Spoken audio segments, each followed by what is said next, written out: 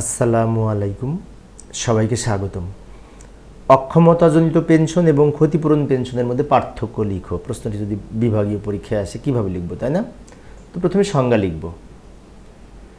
এই যে লক্ষ্য করি, এইভাবে লিখতে পারি: শারীরিক বা মানসিক বৈকল্যের কারণে কোনো কর্মচারী যে চাকরিতে নিয়োজিত আছেন, উক্ত চাকরির জন্য মেডিকেল বোর্ড কর্তৃক স্থায়ীভাবে অক্ষম ঘোষিত হয়ে চাকরি হতে অবসর গ্রহণ করলে তার কৃত পেনশনযোগ্য চাকরির জন্য যে পেনশন দেওয়া হয় তাকেই অক্ষমতাজনিত পেনশন বলে।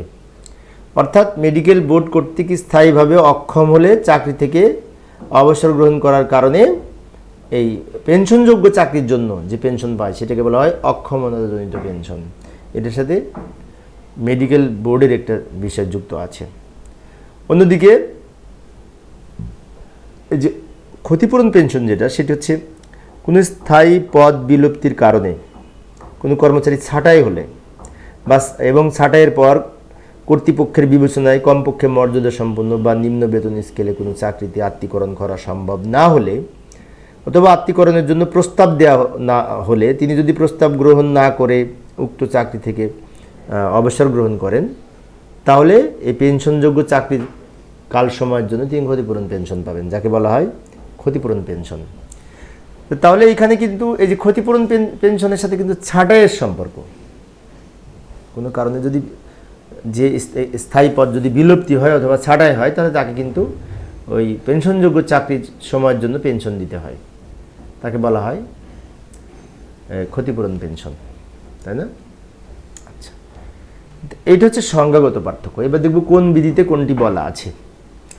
অক্ষমতাজনিত পেনশন সংক্রান্ত বিধিবিধান হচ্ছে বিএসআর পার্ট 1-এর এই যে 321 থেকে 336 এইখানে বলা আছে। অক্ষমতাজনিত পেনশন সম্পর্কে এইখানে বলা আছে। এবং ক্ষতিপূরণ পেনশন সংক্রান্ত বিধিবিধান হচ্ছে বিএসআর পার্ট 1-এর 308 থেকে 320 এইখানে বলা আছে। এবং সরকারি চাকরি আইন বিধি 12-তেও, সরকারি চাকরি আইন 2018 আছে এই বিধিমালার এই বিধি 14-তে বা ধারা 14-তে কিন্তু বলা আছে। এই হচ্ছে বিধি সংক্রান্ত পার্থক্য।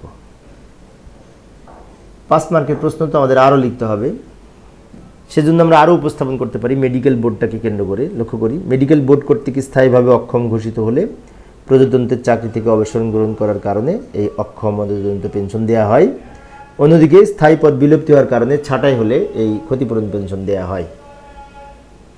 আরও লিখতে পারি, অক্ষমতাজনিত পেনশন পেতে হলে অবশ্যই মেডিকেল সার্টিফিকেট প্রদর্শন করতে হয়, কিন্তু ক্ষতিপূরণ পেনশন পেতে হলে মেডিকেল সার্টিফিকেট প্রদর্শন করতে হয় না। তো এর পাশাপাশি আমাদের আরও জানা থাকলে লিখতে পারি, সমস্যা নেই। আমি অল্প করে আলোচনা করেছি, বেসিক ধারণাটা দেওয়ার চেষ্টা করেছি।